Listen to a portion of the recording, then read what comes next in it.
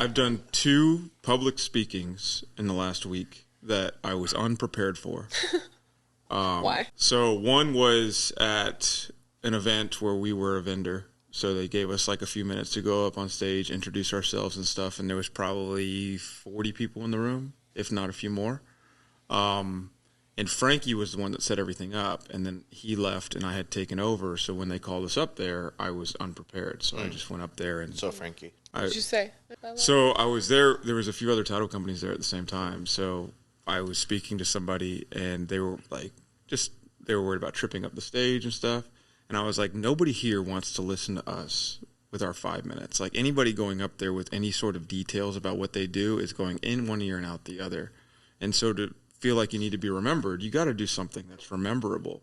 So I orchestrated a trip up the stage. So I tripped on stage on purpose. And then I told everybody, was like, you could see that they're worried. And I was like, just so everybody knows, that is orchestrated. I have somebody filming that for me. I figured none of you would remember me if I just came up and said, I'm Jeff from Bella Title. We do a great job at title. And so you just I got a couple chuckles, and I said, I know none of you want to listen to me right now, so I want to introduce myself.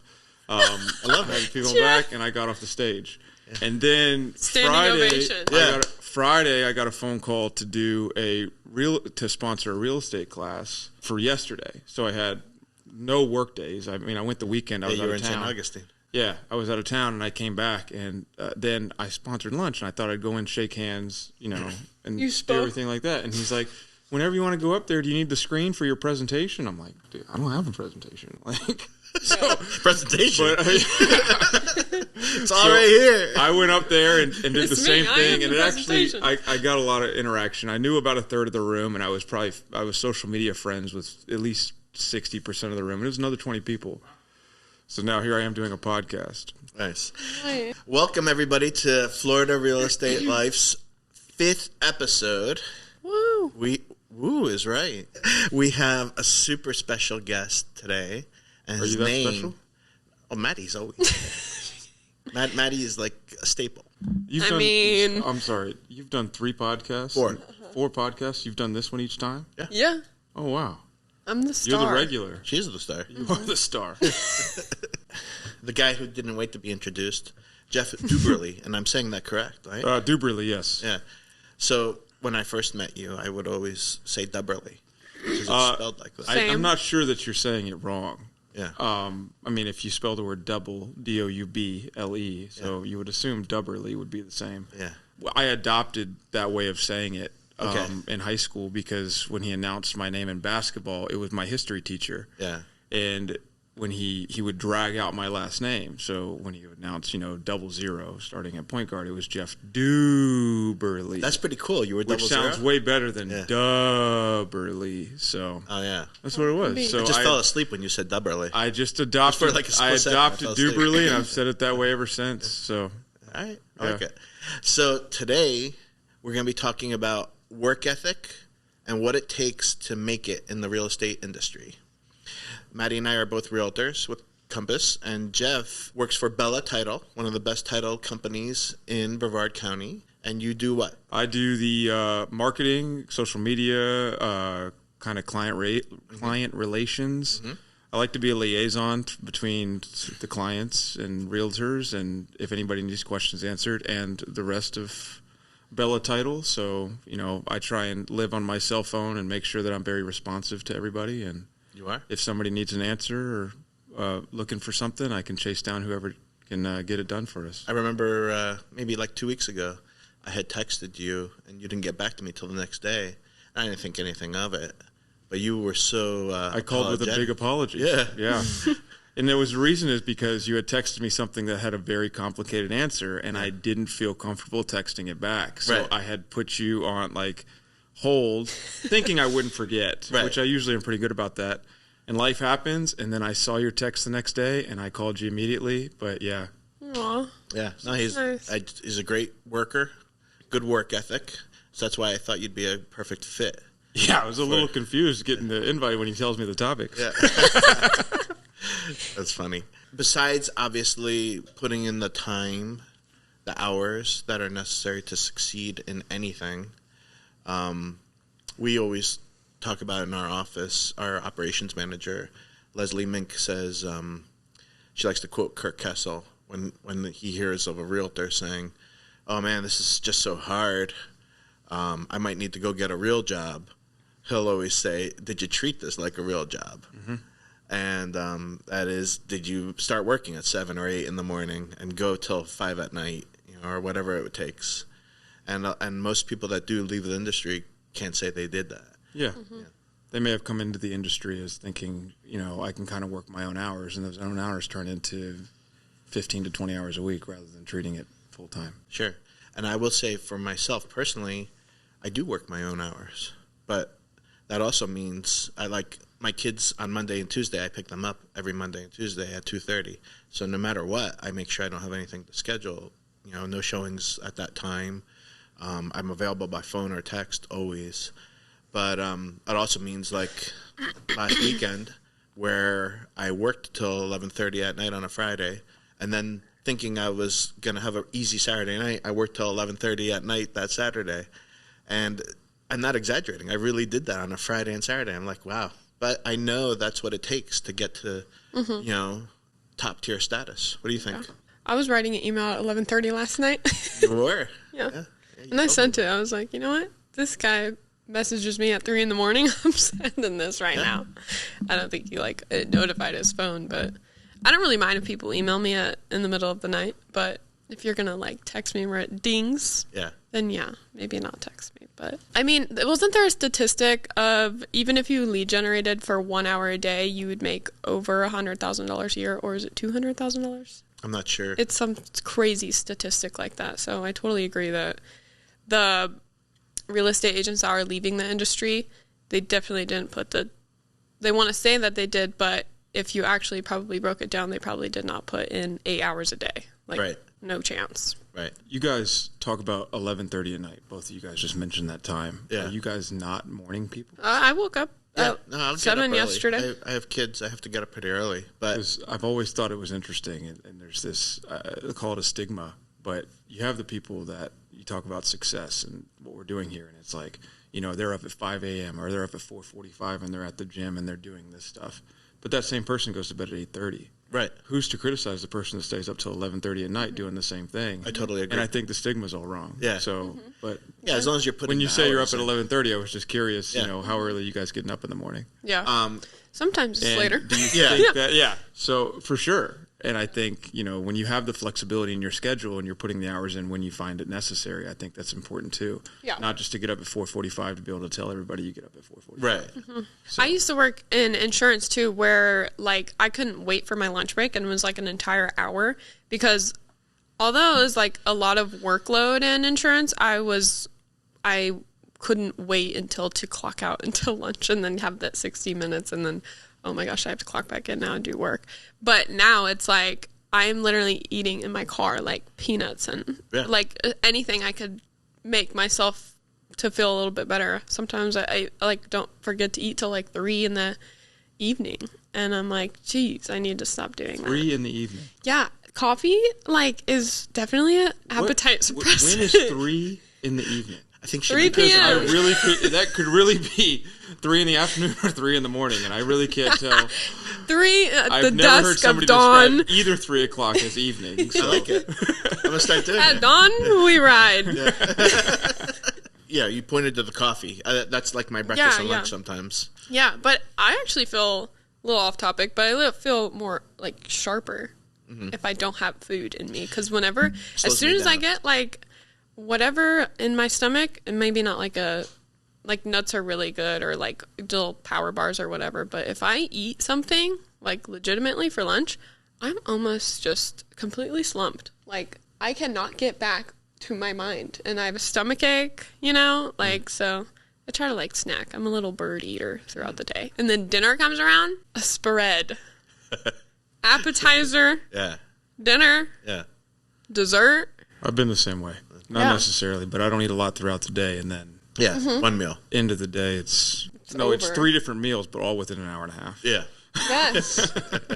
Back to the fridge, hoping something else will appear. Right. Yeah. But to the work ethic. Yeah. Well, along with work ethic, I mean, you're putting in the hours. You have to sometimes convey that you're putting the hours in to people. And we talked a little about this in the last podcast. You don't want to always show you're working because you want to show off your personality. And I will say this, like, before I really got to know you and Frankie well, I really just liked your personality without even meeting you. I was like, these guys are fun. These guys are me. Sure. You know? And then, you know, someday you'll have to come on a lunch with Frankie, me, and Jeff, and because they literally are like nonstop laugh fests. We've been to lunch with Maddy. Yeah, but I haven't been there. You're missing my humor too. No, we're not.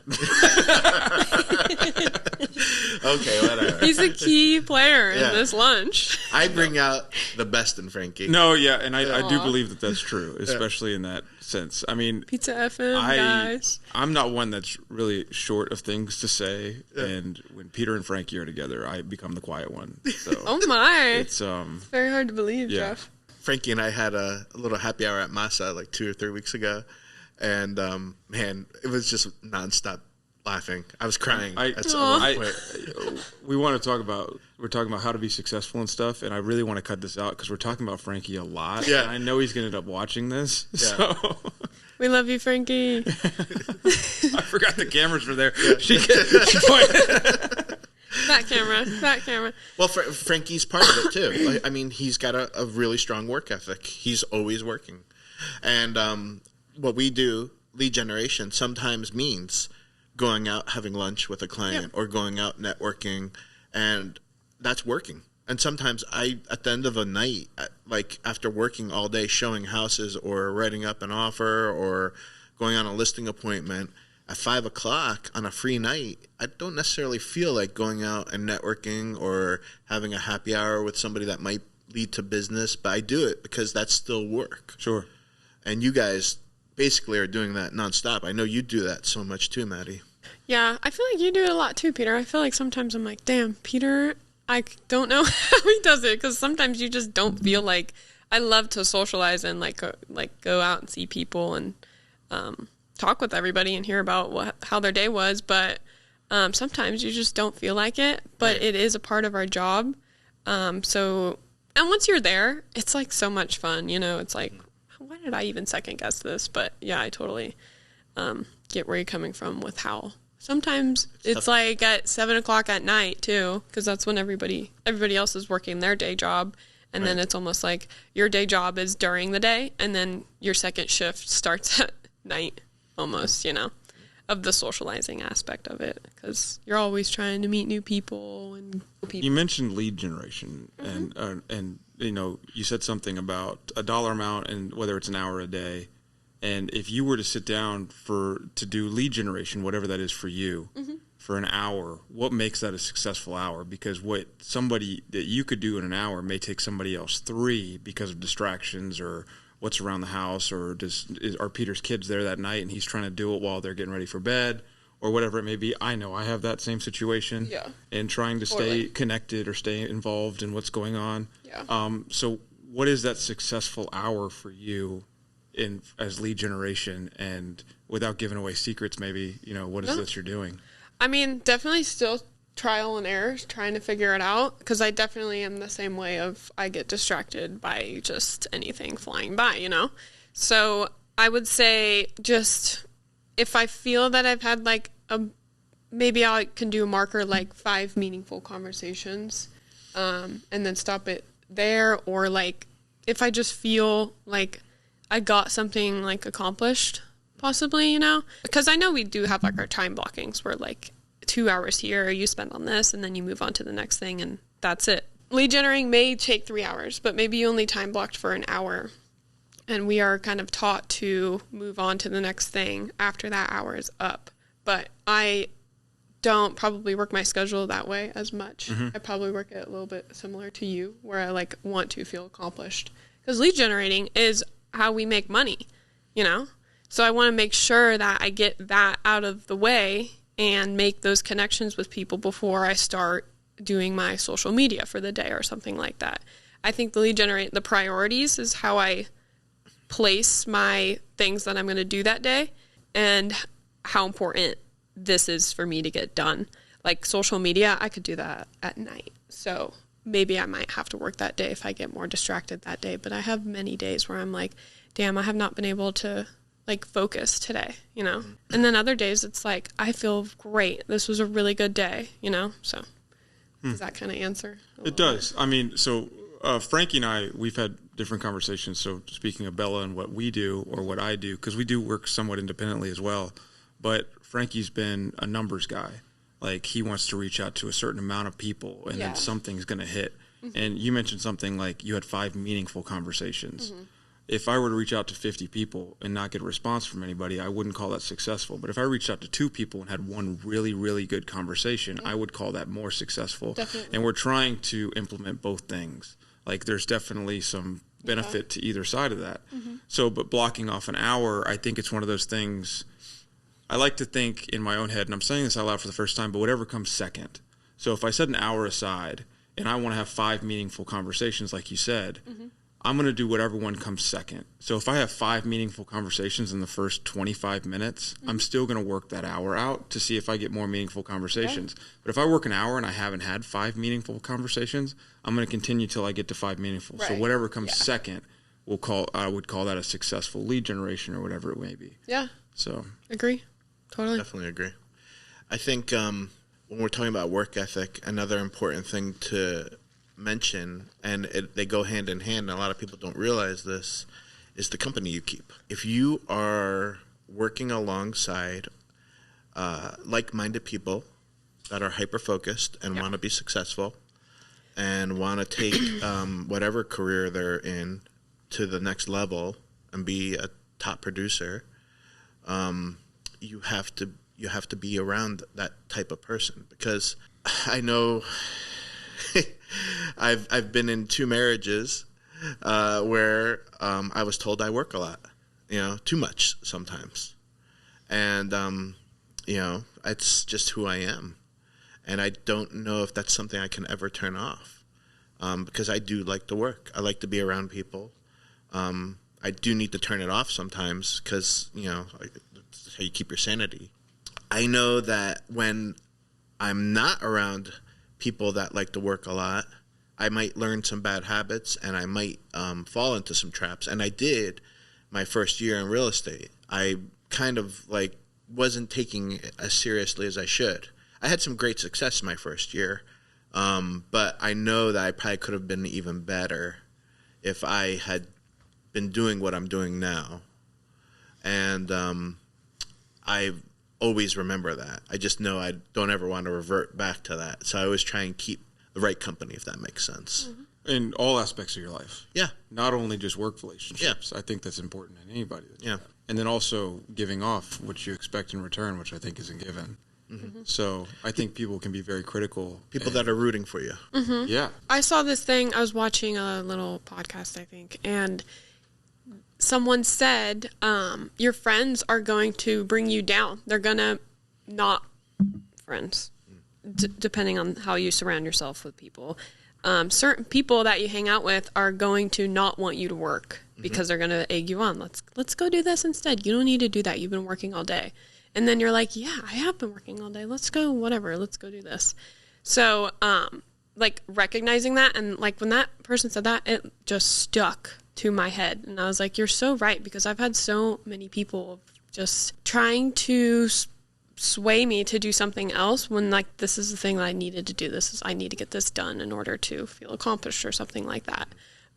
But yeah, definitely of just realizing that and pivoting your day around that. Yeah. Does that make sense? Yeah. Total sense. So we talked a little bit about likability. I knew I liked you guys and I knew you worked hard, but then you also were genuine. I could tell you guys genuinely care about the work you do when I met you and we talked and we, broke bread together and all that good stuff. So it's one thing to show on social media that you're working hard or you have this strong work ethic. I think the numbers will show that at the end of the year, whether, what your work ethic is like. I'm not trying to brag, but I was just singled out in the last work meeting for what I put under contract for the month of August. Brag, Peter. And 2.6. Yeah. Woo! So, and I thought it was nice, one, to be recognized by, I was getting personal text messages from the big guys. So I thought that was cool. But also, I know what I had been doing all the months leading up to that. I know I've been reaching out to a ton of people. I know I've been branding myself. It's a multifaceted, multi-pronged approach. And there's no one thing that got me there. It's all of it. And so it was nice to see that the work does pay off. And I just think that sometimes people don't want to wait for that. They want that instant gratification. And it took months of me prospecting and working these people to get them to write. Yeah, and I mean, people will use this word all the time, but consistency and what you said and what you're doing. And, you do something for a month, that can feel like a long time. Whether it could be dieting, it could be, whatever you're doing for work. And you're not going to see immediate changes or immediate results. And, if you said you worked for months doing that and then you started reaping the benefits of that months down the road because you stayed with it. Mm-hmm. If you would have stopped after a month, right. Who would have happened? 2 months, same thing. Mm-hmm. But, showing that consistency, believing that either you know somebody else that this works for and you need to commit to that, or you believe that it's going to work, staying consistent and doing that over a more lengthy period of time to actually before you start reaping the benefits. But it sounds like you had a lot of success with that. A lot of our job is branding and marketing, which is something a lot of. I just got a listing the other day because of this. We call them Peter cleaners. I hand them out to every client I ever meet. And it's for your sunglasses, phone case, whatever. Here's one for you, Jeff. I have a couple. Yeah? I keep one in my desk drawer. All right, well. He has a Peter cleaner everywhere he goes. But the client calls me up. I had met her in April, I think. Initially, she wanted me to help her rent her unit out. And we had a conversation about it, and she ended up not doing that. I gave her a Peter cleaner, a pen, branded pen, and my card. She lost the pen and the card, but she still had the cleaner. And she called me up 2 weeks ago and goes, I'd like you to list my condo for me. I'm so happy to do that. She goes, just so you know, the only reason why I still got a hold of you is because of the branding. Peter cleaner. That's awesome. Thank you. That's hard. I think it's hard because trying to find this that is people don't want to throw away. Right. I think you can put your brand and you can put your name and you can put your phone number and everything else on a pen. You can put it on, everybody has business cards. Everybody's got pens. Why do I need this one? You know what it is. But even a cup, for example, we just got some Bella cups. Mm-hmm. Let's plug one of those. We'll plug that in there real quick. Yeah. But we got the Bella cups. It's like if we give somebody a cup with Bella title on it, even if they don't want to use it, it's really hard to get rid of. So every time they open that cabinet, they're going to see that logo sticking in their face. Mm-hmm. And so finding things, in my opinion, that people don't want to throw away when you're building stuff or making things like this. And this is a good example. I won't get rid of this because every time you need one of these, you never know where to find one. And so I have it in my desk drawer. And so, plus you get to see my face every time you use it. I use your face specifically to clean my phone so that it just starts to wear off. So. Burn. Whatever it takes. As long as the number doesn't wear off. Yeah. Fair enough. Branding, showing you're working, actually doing the work, trying to stay ahead of people. There's a lot of imitation in this business. So you want to try and always come up with new ideas to stay ahead of them. I know that Maddy does a great job of branding too. She just recently did. Tell them about the honey that you did. Oh, I thought this was great. It was National Honeybee Day last weekend. So I just got little jars off Amazon and little honeycomb dippers. Mm-hmm. Some local honey from the Suntree Produce place. Shout out Suntree Produce place. And just filled up all these little tiny jars with honey and then just branded it, put sticker from Staples that I made on it. And I've just been handing it out at open houses and stuff. I did it for a National Honeybee Day open house, but I have some left over. And whoever I give it to, they're like, what? Local honey for some reason? It's it's a big deal. Raise the roof. Mm-hmm. So hard to get rid of. Yeah. And very hard to get rid of. Hard to get rid of. Like, it'll last them months. Why? A year or so. Because they just put a little dollop of... Honey doesn't go bad. Did you know that? I feel like I did, and I just forgot that fact. Yeah, honey doesn't expire. But I know it, like, crystallizes, right? But it's still, you just It can. microwave it. The crystals are still healthy to eat. But it's something that I have a couple honey things from a baby shower. I was that with my daughter, and she wanted one, and I grabbed one, and they're like, oh, we got plenty, take a few. All 3 of them are sitting. I've never touched them, but I won't throw the honey away. Yeah. So it's going to sit in that drawer. Yeah. And so if that had your phone number on it, I'd be looking at it nonstop. Yeah. Make it cute enough so it can sit on the counter. And you do make it look cute. Not in the cabinet. Yeah, sure. Yeah. You give the little thing to the honey. Yeah, a little honeycomb. Yeah. But I don't know how they would like use it and then it's dirty. So you can rinse it off. Yeah. Okay. It's a little or you it's can for dip it curb into appeal. Yeah, it's nice. Nah. Yeah.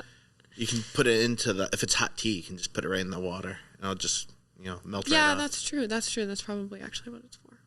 Yeah.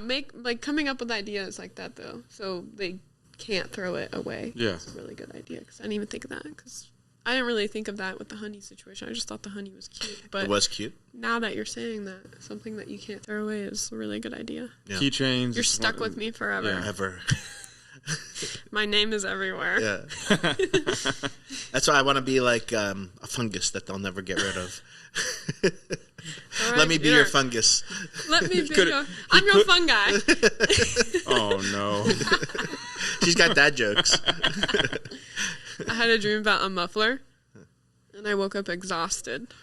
Oh, my How much time is left? I love it. I love it. You haven't heard that one? No, never. Let me tell you. Maddy's teaching us a thing or two. Mm-hmm. You should know that. You got to start working on your dad My jokes. My jokes are a lot more inappropriate than that. Yeah, so. We know. Before the podcast started rolling, I had told you that I get a little nervous sometimes before I've been doing this for years. I've been working in the public for years. I have no problem going up to a stranger. I have no problem speaking in front of people. So I have no fear of any of that stuff.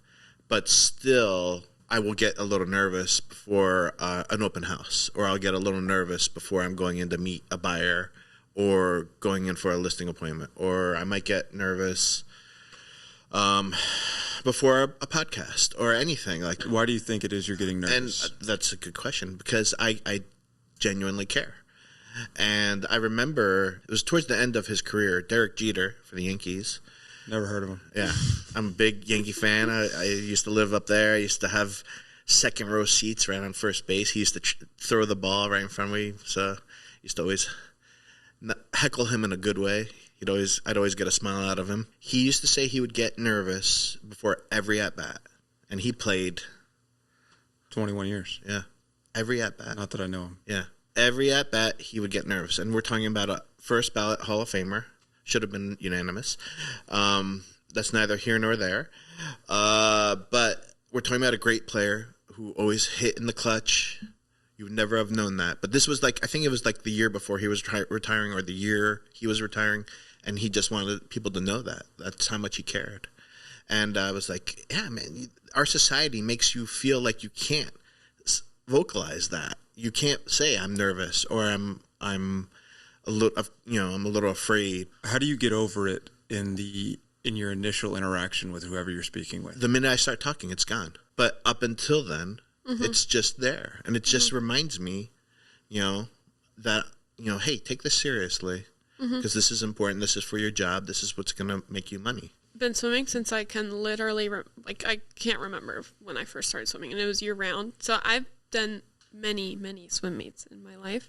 Every single time, no matter if it was time trials, something that doesn't matter, I was nervous before every single time I dove into the water. So I totally get it. I'm nervous before I go into any listing appointment or anything like that. Definitely now, because I'm still learning the whole process. But at the end of my swimming career, I was still so nervous. So I don't think it really ever goes away. Do you care? So Peter, when he mentioned the moment he starts talking that the nerves kind of go away. Is there anything? The moment I get into the water, the nerves go away. Now transition to this. With your career now, when you get those nerves and you're meeting somebody new or it's a potential prospect, is it the moment you start speaking? Pretty much. I would say I'm getting a lot better at once I know the conversation is going to flow, then my nerves are down. Walls are down too. But if I want to make sure you get along with that other person, you don't know how that other person's going to be. So it takes a minute for you to kind of feel someone out. So I feel like after first couple minutes, I feel a lot better. I think for me, it's dependent on my preparation. And I think, and you guys can tell me otherwise, but do you guys feel you know what you're talking about, or do you think you're just feeding everybody a lot of bullcrap? I feel like I know. Yeah. When I'm going into a listing. But I think that's important because you're not going in there. I think if you were bullcrapping every person you talk to, it'd be a lot. And you're chasing, something, it's like you'd be getting nervous because you're not prepared. Yeah. But you two are both prepared for every one of those conversations you have with a client. And I think, and you guys, for me, that's how I would get over nerves. It's like, the only thing I can compare it to outside of work is like golf. And a lot of people get those first tee nerves at a tournament.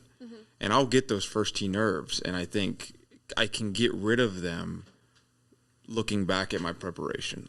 Even just that day, it's like, okay, you just hit 50 balls on the range 5 minutes ago and you know where the ball's going to go. You prepared. Now implement that. And then the nerves all of a sudden, will subside a little bit or go away completely, and then you're just out there playing. You're not going to feel that on the second tee. On the third tee, you're playing with the same guys. And so whether it's swimming or whether it's real estate, I think it's the preparation. If, I just talked about public speaking over the last couple of weeks, and I would get nervous, but at the same time, those nerves kind of stay with me because I went up there a little unprepared. And so, you guys are experts in your field, and I think that should take those nerves away as well. So how to handle with that. And maybe, speaking to somebody who works for you two, but somebody else who's in real estate who gets nervous but they should look at themselves and be like, I'm prepared for this. I know I'm an expert. These people, if they ask me a question, I know I'm going to be able to answer it. So I don't have a reason to be nervous. And I think that can help a lot of people. I feel like you turned your nerves in your story into humor. You transformed it into something else. You channeled it into a better option for you instead of being nervous. Yeah. I agree. Humor is a great way to just lighten the mood and also get everybody a little disarmed. Even if you're meeting somebody for the first time and it is a serious business appointment, an appropriate amount of lighthearted humor or whatever can totally change the whole way the meeting goes. Yeah. I think you're a master at that for sure, Jeff. One thing I will say about Jeff and Frank is they both have very similar humor. My humor is very similar to theirs, but I can't hide it on my face. I'm cracking up as I'm saying something because I know it's just so stupid and outrageous. Can't even get it out. But they both have this deadpan. They look so serious, like they're about to perform open heart surgery, and then they say the craziest thing. I'm just like, I can't keep that straight face. That comes with repetition. Yeah, because we tell the same jokes to everyone. We've just gotten really good. What's your best joke? Yeah. I don't have a best joke. I can't even think of one off the top of my head. You put me on the spot like this. Peter? My best and favorite joke is not appropriate for this podcast, but I can tell you after. Dad joke. I have one that comes to my head that I hear all the time come out of Frankie's mouth, and I can't say it on here either. Yeah. That day, Frank and I went to Masa. We went back and forth for a good 15 minutes. He goes, let's just see how long we can go. Yeah. And we just told each other joke after joke after joke after joke. And it was hilarious. Even the bartender was just like... Shut up already. Your joke was good earlier, and it was somewhat appropriate. And the one that I think of, that only because I have a 6-year-old daughter who's in first grade, and whether she would get in trouble or not, I would back her up the entire time. But I keep telling her over and over that she needs to save her money because she needs to buy a new butt because hers has a crack in it. And to a 6-year-old, she almost like gets upset that she laughs about it. But I'm just waiting for her, like, because they get buddy bucks at school, and when they do stuff good, and I just want her to tell her first grade teacher that she's saving up for a new butt. Because hers has a crack in it. You're gonna get a phone call soon. I can't wait for that phone call, because what's the teacher gonna say? She's gonna tell that joke, and I'm gonna be like, okay, was it not funny? Like, where's the disconnect? So that's when I think of appropriate. That's what I could think of right now. So that's cute. That's cute. Dad joke. I have 2 that I go to. Why is 6 afraid of 7? Because 7, 8, 9. Why do you have to do that? Was that really the answer? It is. Oh my golly. Okay. All right. What do you call a fish without eyes?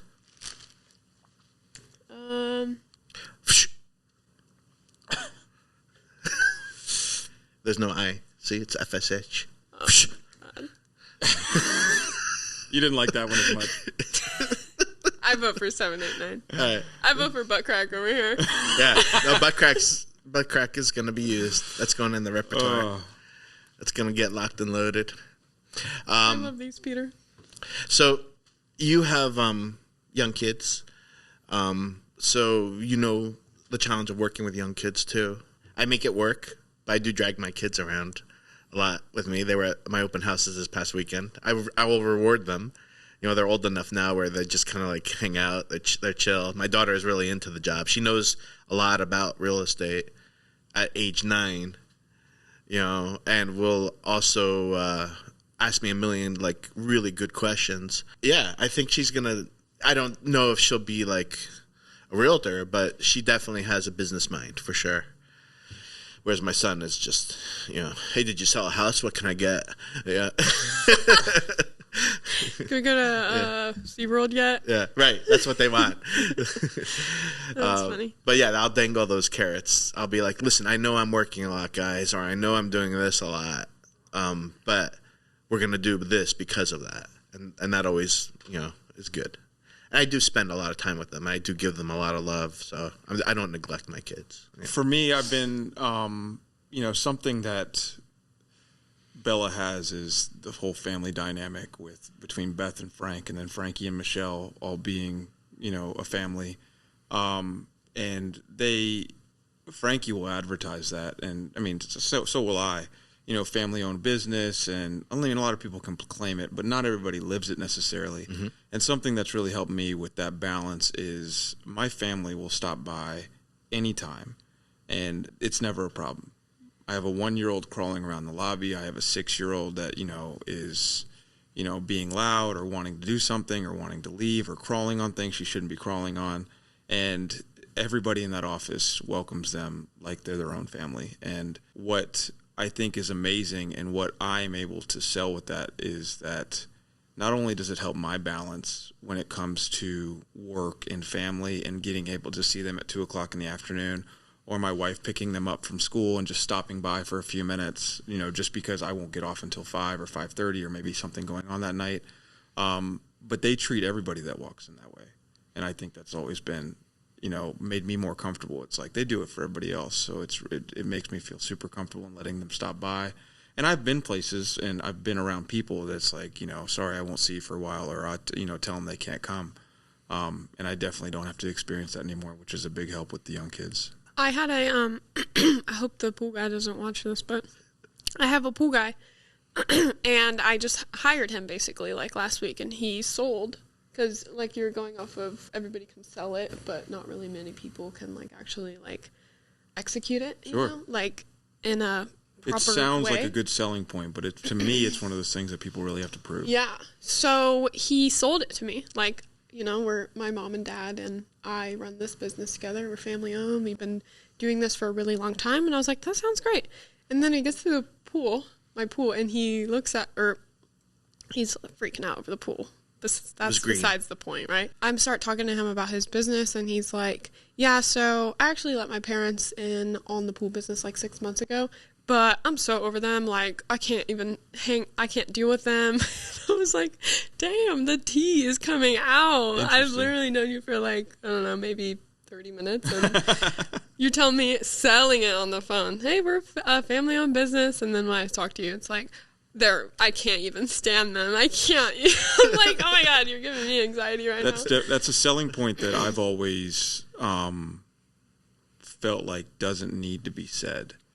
Because unless you can just because using something that says family owned doesn't mean you do a good job or doesn't mean you live it. I think it's something that you're better off proving through what you do. The relationship. I think it can be a good selling point, but for me personally, I'd rather, show them and prove it and then treat them, your actions. the actions and staying consistent with those actions. It's not the original phone call to get you to use me or get you to, let me clean your pool. And then all of a sudden, the first time I'm there, I'm telling you, like, man, I can't wait for my parents to get the heck out of here. I'm like, okay, let's hear the tea, man. So for me, I always sell my kids because I genuinely care and love for them more than anything, and I care and love for my family. So it just shows that I'm a caring person, and I do care for every client. So that spills over. If I meet somebody that is like cold and heartless, I don't want to do business with them. Yeah. Agreed. Before you started, you were talking about the name of the podcast, which is Florida Real Estate Life. I have a YouTube channel. Florida Real Estate Life. And you didn't want to fumble through it, and it's like, was that like those nerves? Like, we sat here and talked for 15 minutes just bantering. Yeah. And then the minute you thought the cameras were rolling, you didn't want to stumble through something. Right. Was that nerves for you? Yeah. And what is it about this that would make you nervous, just out of curiosity? No, nothing. Now nothing. Yeah. But, you want to, I mean, it's going to go on Facebook. It's going to go on YouTube. It's going to go on Instagram. Do you like the sound of your own voice? I've learned to love it. Yeah. Do you? I don't. Yeah. You don't. So I don't mind the sound of my own voice. Yeah. I don't like watching myself talk. Yeah. Okay. I don't like the way my lips move. I don't like my facial expressions. I don't like any of that. I really avoided that camera. We are our biggest critics, though. I actually hate all that, too, about you. My voice is fine. If you could close your eyes, it'd be a great interaction. Can you wear a mask next time? Yeah, I'm just kidding. I can't. I remember, dating myself. I had, answering machine. With the old school, press the button. And, you know what he's talking about, Maddy? Yeah. I think so. Yeah. Watch some old movies from the 90s and 80s, and you'll see it. I spent a month and a half in the 80s, Peter. The spinny thing? A month and a half in the... Oh, my goodness. The spinny thingy? Yeah, right. So anyhow, I would hear my voice sometimes on that or somewhere else. I'd be like, ugh. I was a DJ in college. A lot of people don't know this about me. In Bryant University, I got my FCC license, and I was a DJ on, I think it was 88.7. I can't remember. That helped me get over hearing my voice, because I would tape the episodes, and I would, listen to them, and sometimes I would be like, ugh. But I was in a fraternity, and all the brothers were like, "This is amazing. This is great." Yeah, and they would love it because I would play. They, what kind of music? It was mostly like hits and pop. At the time in the 90s. Would you have callers and give away stuff? Yeah. And it's funny because cool. I remember this one time. I had a stalker fan too. And she sounded so amazingly beautiful. She'd call in, and she'd and then I'd play the music, and we'd stay on the phone and still talk. And one time, she's like, "Can I come visit you at the studio?" I'm like, "Heck yeah, you can." And she came, and that was a mistake. She did not. The voice did not match the body. What was her name? I cannot remember, but it was so memorable. It was very awkward, and I learned never to do that again, never to invite somebody to the studio, because then I felt like, oh my God, I'm gonna get she's gonna follow me home tonight. She was actually stalkerish like that. Yeah. Peter gave her his address, follow you home. Come on, Peter. This is Smithfield, Rhode Island. There was not much going on in Smithfield. It was not very hard to follow somebody home. Oh my God. I know you tried to wrap this up. We didn't want to go over, but thank you for inviting me today. I really enjoyed this. Oh, well, you'll have to come back. Maddy will be back. Yeah. Star. Yeah. Star.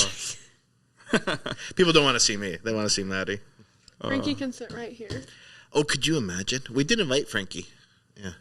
He was just... You did? He just didn't want to come? He had a closing today. Yeah, he was busy. He had a very important closing. Yeah. That's pretty much the only excuse I would accept either, so. It's good to see you, Jeff. Good to see you, too. We'll catch up some more. Good to see you. Hopefully we won't go another year without seeing each other again. Well, thanks. How do you sign off? Do you have like a signature sign off or anything? No, but just say goodbye. Say goodbye to the camera. Goodbye, camera.